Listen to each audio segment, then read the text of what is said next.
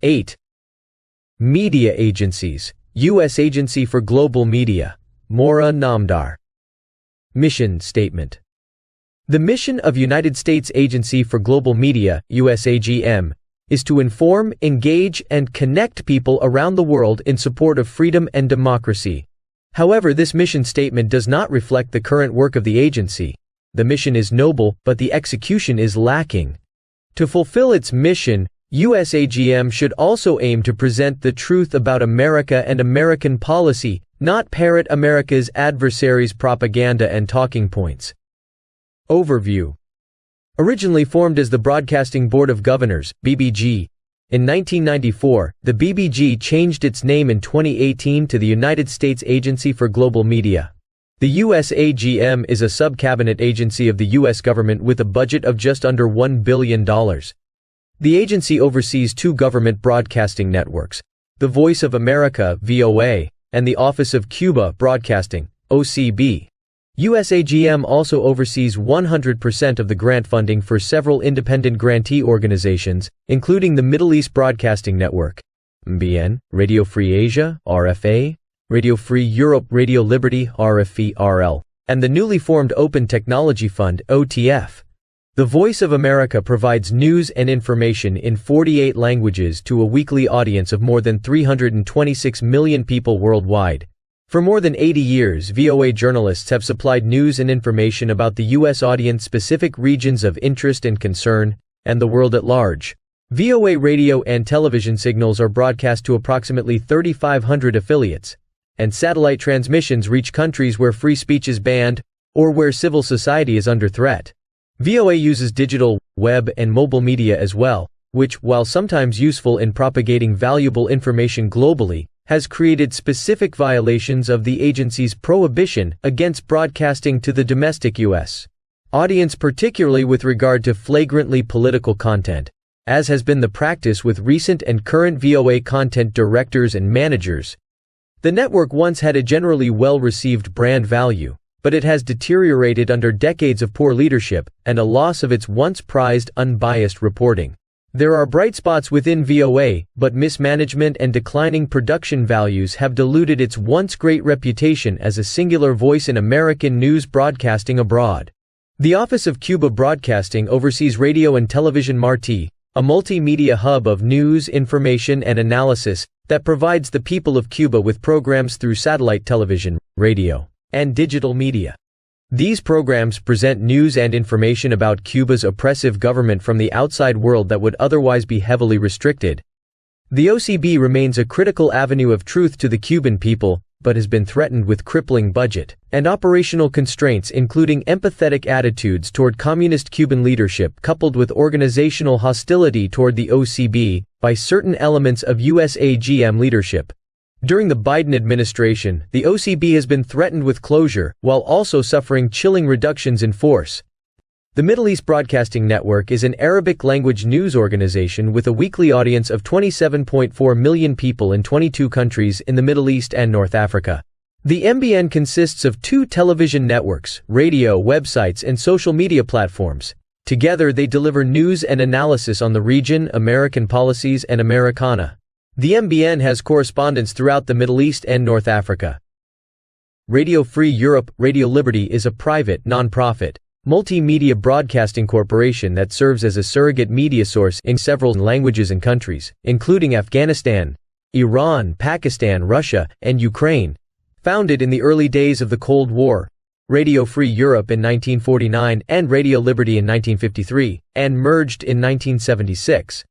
Radio Free Europe and Radio Liberty were intended to execute edgy and daring information operations and unrestricted news reporting deep behind the Iron Curtain.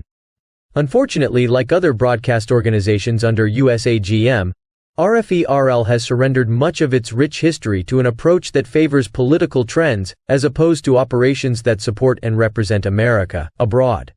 While there are some bright spots within RFE-RL, much of the network has redundant programming with certain VOA language services, often with competing, counterproductive, or dissimilar messaging.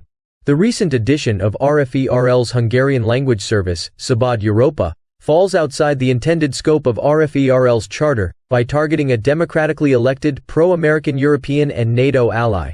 Not least, RFERL has been plagued by several serious espionage-related security risks within its ranks. Radio Free Asia is a private, non-profit multimedia news corporation that brings news and uncensored content to people in 6 Asian countries that restrict free speech, freedom of the press, and access to reliable information. RFA also provides educational and cultural programming, as well as forums for audiences to engage in open dialogue and freely express opinions. RFA utilizes on-the-ground reporters and networks of in-country sources, citizen journalists, and eyewitnesses who provide leads, tips, images, and video.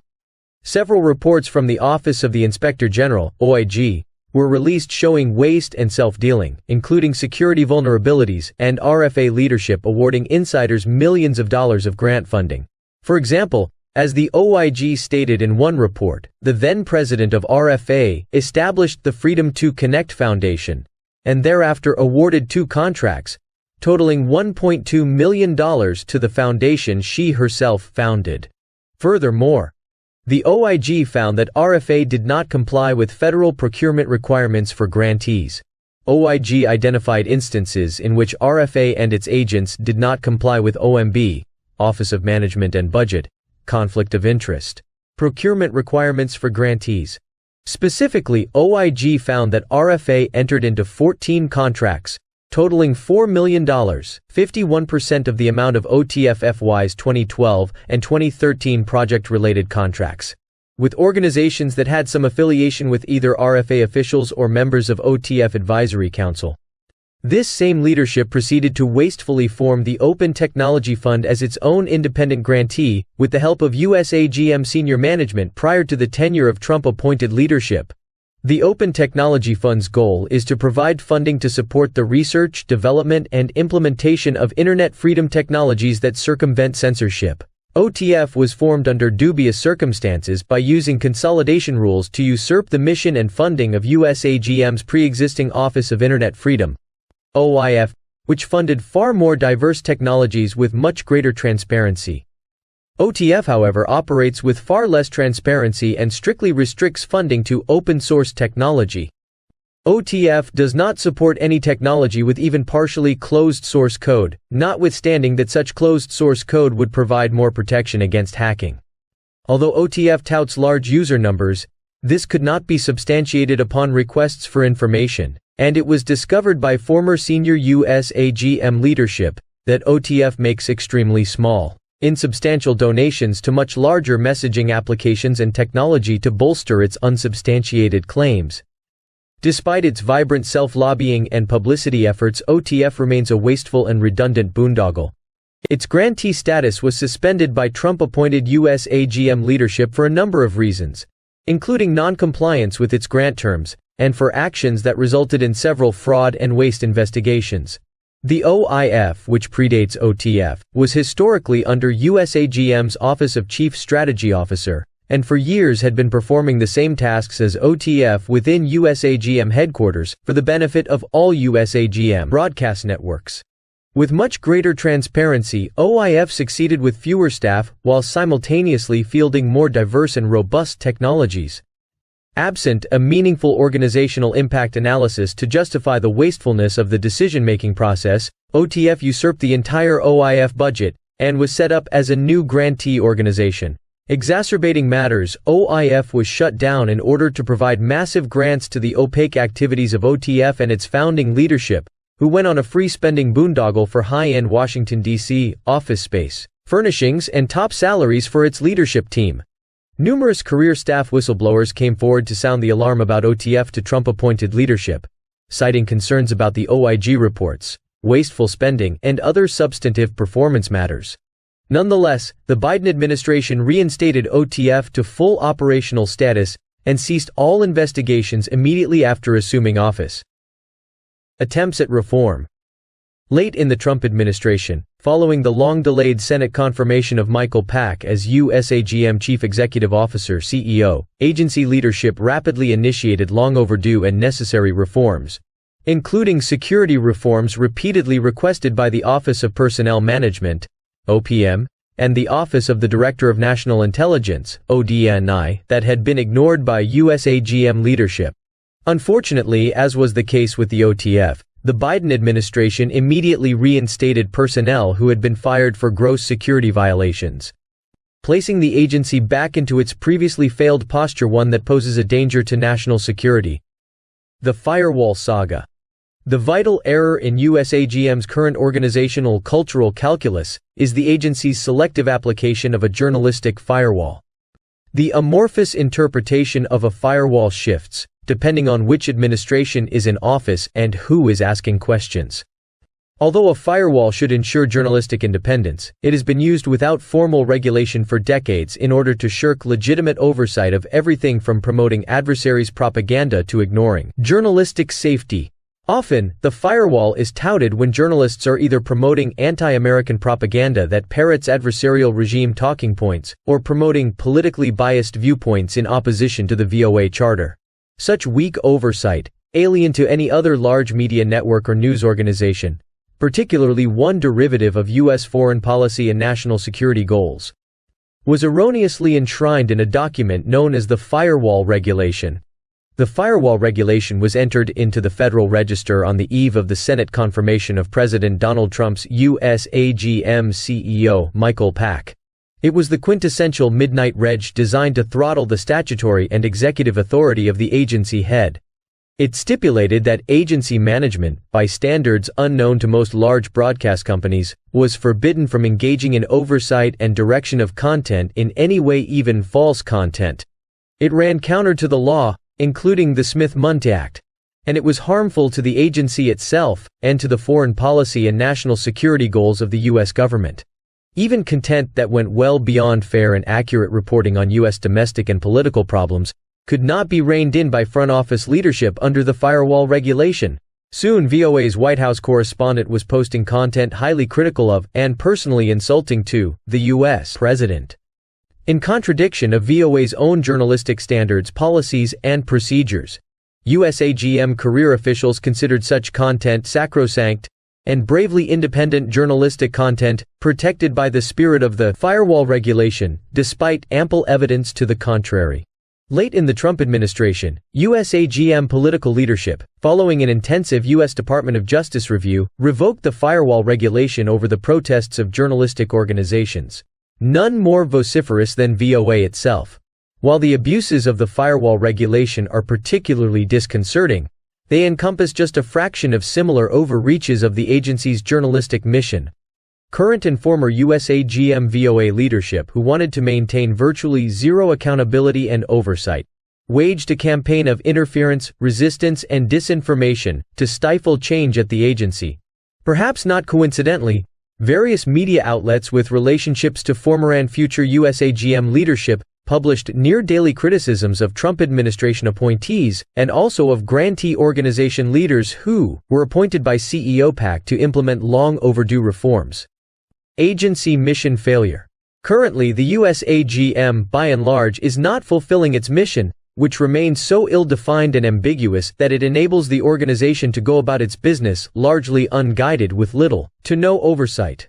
Rather than providing news and information in an accurate, reliable way that promotes and supports freedom and democracy, the agency is mismanaged, disorganized, ineffective, and rife with waste and redundancy. These shortfalls are either oriented toward or directly contribute to the agency's media organizations joining the mainstream media's anti-U.S. chorus and denigrating the American story, all in the name of so-called journalistic independence. Indeed, content during the Trump administration was rife with typical mainstream media talking points assailing the president and his staff. The few bright spots within VOA and the OCB are often stifled instead of supported. Top-level talent often leaves the agency or is met with obstacles rather than support. Opportunities for modernization and effective strategy are ignored, and wasteful spending and misallocation of resources are the norm in an environment in which nepotism is rampant and political gamesmanship protects bad actors. Amanda Bennett was confirmed as USAGM CEO in 2022 after 2 years of being blocked by several members of Congress. Legal advocacy organization America First Legal Foundation even wrote to President Joe Biden asking him to withdraw her nomination, citing several severe national security failures while she was director of VOA. Her tenure as director during the Obama administration, and her holdover into the beginning of the Trump administration, was marred with operational failures, security failures, and credibility failures. Those failures are reportedly ongoing during her current tenure as CEO. Necessary reforms. Security issues. The Office of Personnel Management and the Office of the Director of National Intelligence flagged severe security failures during 4 extensive investigations of the USAGM, each conducted during a 10-year period between 2010 and 2020. Security personnel and former agency senior leadership ignored these issues and allowed them to persist. In brief, the USAGM is vulnerable to exploitation by foreign spies. During the last 6 months of the Trump administration, known foreign intelligence operatives were removed from the OCB and RFE-ERL. During the 10-year period between 2010 and 2020, both the OPM and the ODNI found that the USAGM's Office of Security, under the Office of Management, had grossly ignored and flouted many of the federal government's most critical and long-standing information and personnel security protocols, regulations, and practices. During the investigative period in which the findings were largely, if not wholly, ignored by agency senior leadership. Over 1,500 USAGM personnel, nearly 40% of its total workforce, were performing their Tier 3 and Tier 5 national security-sensitive positions with falsified and/or unauthorized suitability for employment determinations and with access to sensitive federal buildings and information systems. In many cases, records, including Social Security numbers, were falsified or replaced with notional placeholders, and fingerprints, in many dozens of cases, were never submitted to the Federal Bureau of Investigation for basic background investigations. By the time these issues were addressed by members of the Trump administration, more than 500 personnel with unauthorized access and clearances had left the USAGM and rolled into other federal agencies with reciprocal clearance authorizations. The USAGM must never again be entrusted with delegated authority over its personnel security programs and suitability determinations until such time as it can prove that these failures will not happen again. These responsibilities must remain with the Department of Defense and the Office of Personnel Management, to which they were transferred in the final weeks of the Trump administration. Journalist security. Agency journalists both on and off American soil have faced danger, yet their superiors have done little to protect them. Whistleblowers and Trump administration officials found that protection of USAGM, American and foreign journalists employed by USAGM networks and grantee organizations was severely lacking. Many others disappeared into U.S. society. As of January 2021, the USAGM had not yet determined the whereabouts of these individuals. Against often significant resistance, political appointees forced action to enable broadcasters, who were under verified threats, to broadcast from remote locations while being protected by federal law enforcement officers. Likewise, political appointees met resistance from senior career officials when insisting that foreign-based journalists in high-risk countries make their locations known to the agency in the event they required rescue, extraction, or safe housing. Such safety measures, argued career officials, would somehow represent a violation of journalistic independence. With only rare exceptions, resistance to the most basic journalist safety measures was the knee-jerk response from USAGM career officials. Wasting taxpayer dollars. The USAGM's current operations, properly managed, can be conducted on less than $700 million per year. Prior to the arrival of President Donald Trump's appointees in June 2020, budgeting, financial responsibility, and spending totaled over $800 million per year, with virtually no oversight or supervision. Waste, unnecessary spending, nepotism for pet projects, redundant programs, and unnecessary hiring abounded. Consolidation and reduction of redundant services. Currently, the USAGM funds numerous redundant services through its own offices, through Voice of America and the Office of Cuba Broadcasting, and through its grantees. For example, VOA has a Mandarin language service but also funds redundant services through Radio Free Asia. VOA also has a Farsi language service that duplicates one funded through Radio Free Europe, Radio Liberty. Surplus services in the same languages are often unnecessary and counterproductive. Fiscal responsibility and transparency should return to the USAGM, with consolidation being a cornerstone of the strategy. As noted previously, the Open Technology Fund duplicates activities that already existed at the USAGM in the Office of Internet Freedom. Numerous career whistleblowers came forward to sound the alarm to President Trump's USAGM political team about OTF's abuse and overreach. Its opaque, expensive, and unnecessary usurpation of an existing USAGM office is an egregious example of government waste and illustrates the general disdain for U.S. taxpayers that is rife within this agency. Full reinstatement of OIF would allow full agency and congressional oversight into how so-called Internet freedom money is being spent. J-1 visa program abuses. Rather than use the appropriate I-visa intended for foreign journalists, the USAGM uses the J-1 cultural exchange visas to allow foreign nationals to transition easily into jobs that American citizens with cultural and linguistic expertise could satisfy. The J-1 visa is intended for cultural and academic exchange programs, among others, none of which include journalism. Additionally, J-1 visas are meant for non-immigrant temporary exchanges. The USAGM's J-1 visa holders often go on to apply for permanent residency, which violates the intention of this visa.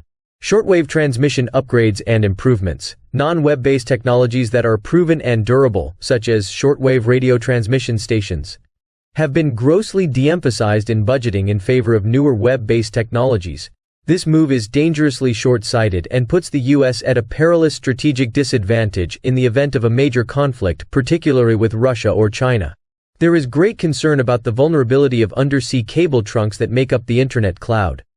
The vast majority of global Internet traffic, 95%, is transmitted through these cables, including news transmissions and web-based content produced by the USAGM's broadcast networks. While the robust and popular use of the Internet is ideal during peacetime, during times of major conflict, widespread damage to the undersea cables that carry communications across the globe can reasonably be expected. Long-lasting power outages are also likely, such as those Ukraine experienced in the aftermath of Russia's invasion. The USAGM's responsibility for the only U.S. global shortwave radio capability is of critical strategic importance. If America is to carry its message to people seeking information and freedom within conflict zones, shortwave technologies also make it possible to carry broadcasts in areas where Internet traffic is severely restricted, as it is in many authoritarian states today. Organizational issues. Personnel. Personnel is one of the biggest concerns for the USAGM and its grantees. Attracting talented staff who will stay and letting go of poorly performing personnel are hurdles. Additionally, whistleblowers have come forward with numerous credible allegations of illegal nepotism and improper hiring practices. Past agency leaders have ignored national security procedures when hiring and have failed to adequately vet staff. Government hiring policies and federal law must be followed, and serious policy changes must be implemented to end these practices. Relevant government entities. The White House. As an executive branch agency, the USAGM ostensibly should report to the President and coordinate activities with the National Security Council, NSC, especially given the direct and implied national security aspects of the agency's messaging globally. However, there currently is no specific office in the White House or NSC liaison for the USAGM. The original network, VOA, functioned under the Office of Coordinator of Information as early as 1941. The War Department's Office of War Information from 1942 to 1945, the State Department from 1945 to 1953, and the U.S. Information Agency from 1953 until the creation of the Independent Broadcasting Board of Governors in 1999. Although some oversight and management functions of the agency are provided by the State Department, the USAGM otherwise has little connectivity to larger departments or agencies and even less to the White House. With the dissolution of the U.S. Information Agency in 1999, the USAGM has virtually been under its own supervision and guidance. The results have been dismal. The State Department. VOA was most effective before and during the Cold War when it was under the direct supervision and control of the War and State Departments, respectively. If VOA is not put in the direct chain of command under the NSC, serious consideration should be given to putting VOA under the direct supervision of the Office of Global Public Affairs at the Department of State. The Office of Global Public Affairs was formed, during the Trump administration, by consolidation of the State Department's Bureau of International Information Programs and Bureau of Global Public Affairs. Ensuring that taxpayer-funded TV, radio and messaging tells America's story is imperative, and should be coordinated with the existing foreign language social media platforms at the State Department. Currently, VOA's foreign language TV programming is unreliable in telling America's story, given its amorphous interpretation of its independence firewall and its waning adherence to certain provisions of the Smith-Mundt Act. Depending on which political party is in office, the VOA firewall is meant to protect broadcasters from government interference with content. However, USAGM staff have abused the firewall and used it as an offensive measure to block oversight. Additionally, the Smith-Mundt Act stipulates that USAGM services are meant to tell the American story abroad, never to domestic audiences. But the agency has used its taxpayer funding to promote partisan messaging in the U.S. One of the most egregious examples was when, in 2020, it bought ads on its foreign language social media sites to disseminate a Biden campaign ad and targeted it to a major Muslim population in Michigan. Moreover, VOA often airs foreign adversaries' propaganda which is antithetical to its congressionally mandated core mission. State Department oversight or command may be one way to ensure that VOA and the rest of the USAGM returns and adheres to its original mission. Clear lines of command and communications between the USAGM and an appropriate office of the National Security Council are also sorely lacking, as has been any reasonable accountability for USAGM senior leadership and strategy. The State Department's Assistant Secretary for Global Public Affairs and Undersecretary for Diplomacy and Public Affairs should also be in the accountability loop for agency actions. While the U.S. Secretary of State technically has a seat on the board of the agency, it is a toothless seat that is often deferred to the Undersecretary and/or Assistant Secretaries noted above. This position should be relevant and directive when U.S. foreign policy and strategic communications are at stake. For example, the years-long delay in confirming the Trump-appointed CEO left disastrous holdover leadership from the previous administration. Employing effective leadership, even in an acting capacity, while a new CEO is awaiting Senate confirmation, is necessary to prevent a repeat of this behavior. Congress. The USAGM receives its budget and mandates directly from Congress. Often, changes in major functions at the agency happen because of the lobbying efforts of a few connected individuals. Often grantees lobbying for more funds and less accountability. Those changes can and do handcuff leadership from any meaningful oversight. An overhaul of the agency with review from Congress to modernize, streamline, and reduce waste must be done with congressional support. Key non-governmental stakeholders, allies, and non-allies. These include industry groups, nonprofits, trade associations, foundations, and activist organizations. For example, America First Legal Foundation, USAGM Watch, BBG USAGM Watch, and Whistleblower Protection Project. Conclusion. The USAGM is a story of a lost opportunity both to help restore the world's confidence in the promise and ideals of America, and to set a high mark for journalistic integrity and unbiased reporting. These two areas have suffered severely under 2 decades of USAGM mismanagement and lack of oversight.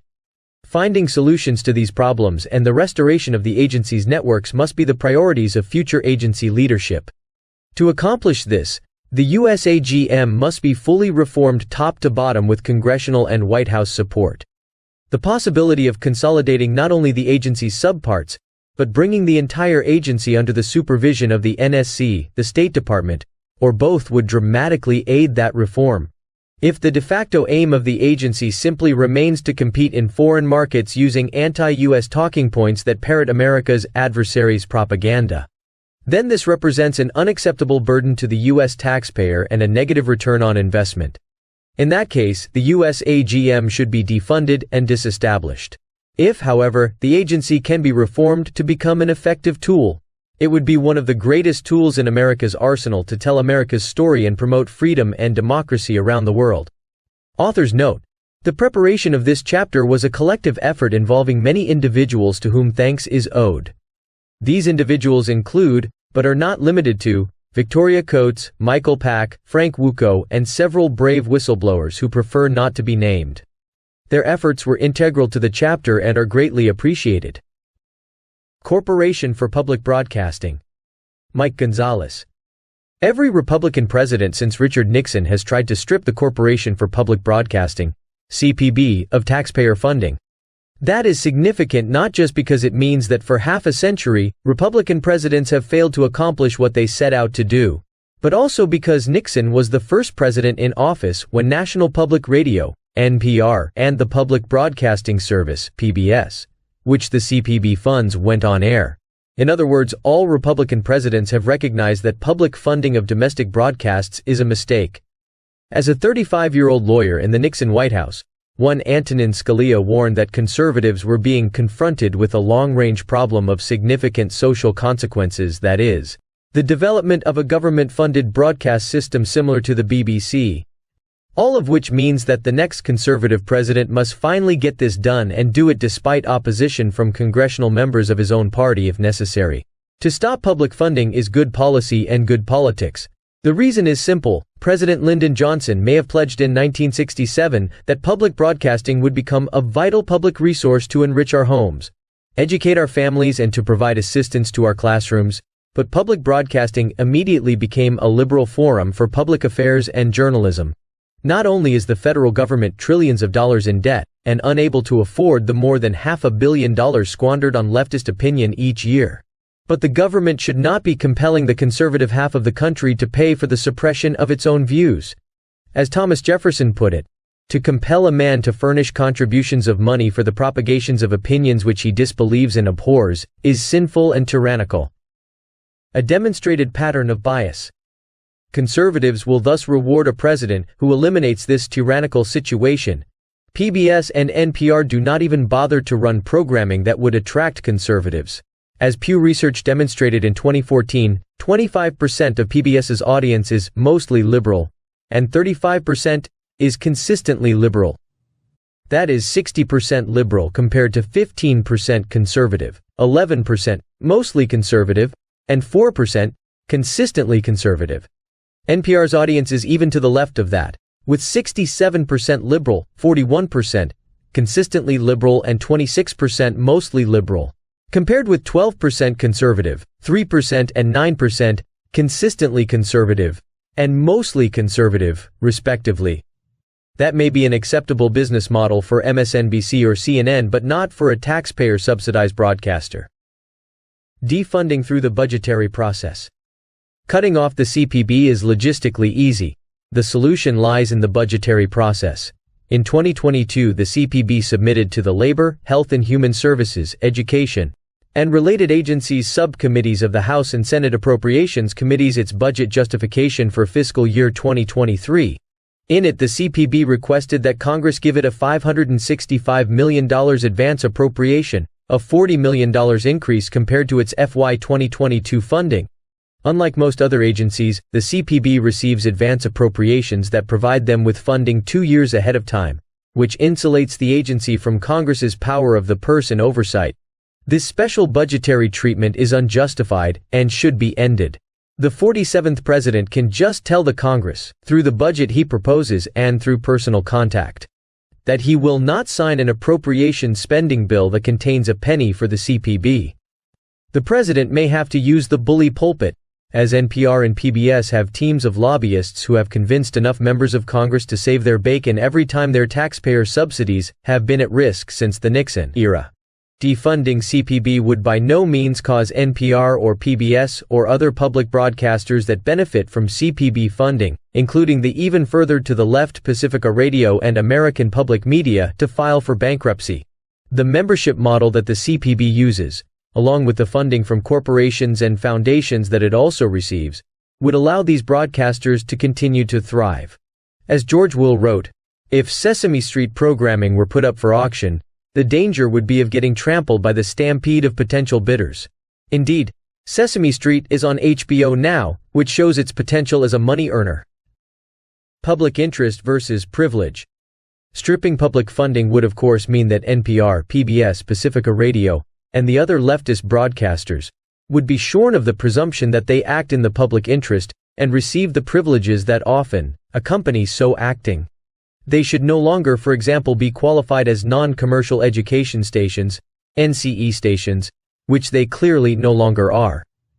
NPR, Pacifica, and the other radio ventures have zero claim on an educational function, the original purpose for which they were created by President Johnson, and the percentage of on-air programming that PBS devotes to educational endeavors such as Sesame Street. programs that are themselves biased to the left, is small. Being an NCE comes with benefits. The Federal Communications Commission, for example, reserves the 20 stations at the lower end of the radio frequency, between 88 and 108 MHz on the FM band, for NCEs. The FCC says that only non-commercial educational radio stations are licensed in the 88 to 92 MHz reserved band, while both commercial and non-commercial educational stations may operate in the non-reserved band. This confers advantages, as lower frequency stations can be heard farther away and are easier to find as they lie on the left end of the radio dial figuratively as well as ideologically.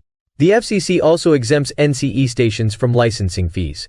It says that non-commercial educational NCE FM station licensees and full-service NCE television broadcast station licensees are exempt from paying regulatory fees, provided that these stations operate solely on an NCE basis.